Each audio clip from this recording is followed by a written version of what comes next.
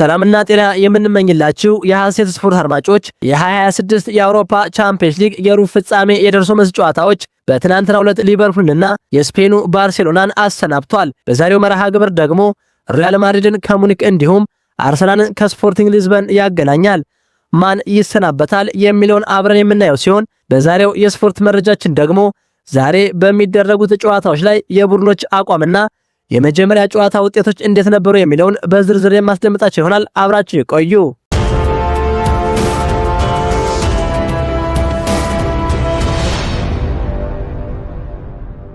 አርሰናል ከስፖርቲንግ ሊዝበንና ባየር ሙኒክ ከሪያል ማድሪድ። አርሰናልና ሚኬል አርቴታ በተረካቸው ለመጀመሪያ ጊዜ በአውሮፓ ቻምፒየንስ ሊግ ለሁለተኛ ተከታታይ ዓመት ግማሽ ፍጻሜ ለመግባት ዛሬ በሩብ ፍጻሜ የመልስ ጨዋታ ከስፖርቲንግ ሊዝበን ይጫወታሉ።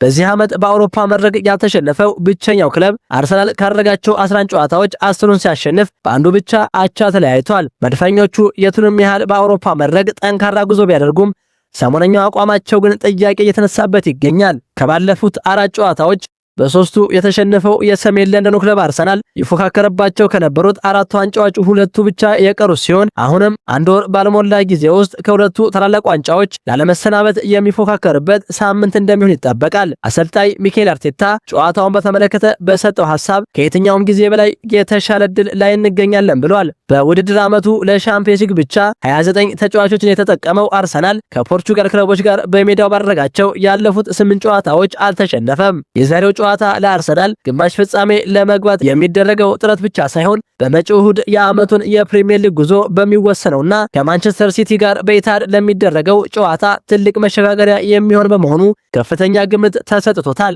ወደ ፖርቹጋል ተጉዞ ያደረገው የመጀመሪያ ዙር ጨዋታ በካይ ሃቨርትዝ ብቸኛ ግብ 1-0 የተመለሰው አርሰናል ወደ ግማሽ ፍጻሜ ለማለፍ አቻ ውጤት የሚበቃው ቢሆንም ከገጠመው የውጤት ቀውስ ለማገገም ግን ጨዋታውን የማሸነፍ ግዴታ ውስጥ ይገኛል። የሰሜን ለንደኑ ክለብ አርሰናል የ25-26 የውድድር ዓመት የአውሮፓ ቻምፒየንስ ሊግ ዋንጫ አሸናፊ ይሆናል ተብሎ በኦፕታ ቅድመ ትንተና መሰረት በቀዳሚነት መቀመጡ ይታወቃል። ምሽት 4 ሰዓት ላይ በኤምሬት የሚደረገው ጨዋታ በርካታ የአርሰናል ተጫዋቾች ጉዳት ላይ በመሆናቸው አርቴታ የተጫዋች ለውጥ ለማድረግ ይገደዳል። ትናንት በነበረው የልምምድ ጊዜ ዴክላን ራይስን ጨምሮ የቡድኑ 5 ተጫዋቾች በጉዳት ከስብስብ ውጭ በመሆናቸው ልምምድ አልሰሩም።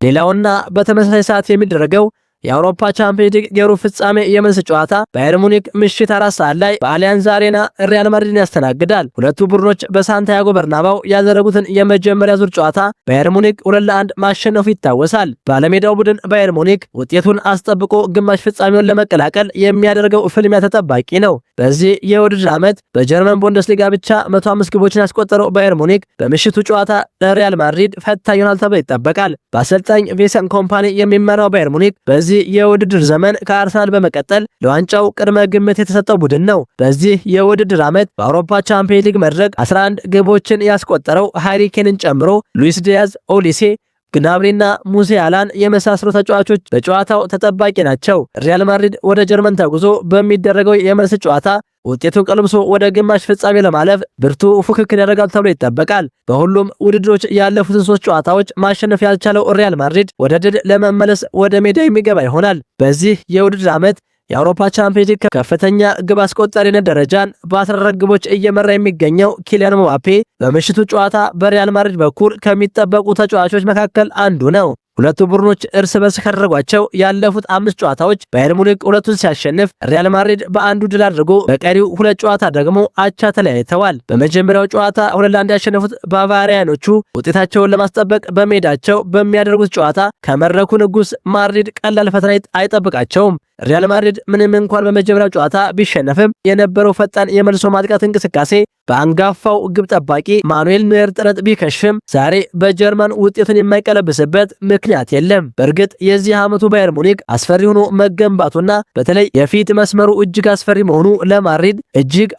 መሆኑ ለማድሪድ ተከላካዮች ሌላኛው ፈተና ነው። በትልቁ በሚጠበቀው በዚህ ጨዋታ ሪያል ማድሪድ ከሜዳ ውጪ በርካታ ግቦችን ካስቆጠረባቸው ክለቦች አንዱ ሙኒክ ሲሆን በአሊያንዝ አሬና ባደረጋቸው 11 ጨዋታዎች 17 ግቦችን አስቆጥሯል። ተጠባቂውን ጨዋታ ስሎቬኒያዊው የ46 ዓመቱ ዳኛ በመሃል ዳኝነት የሚመሩት ይሆናል።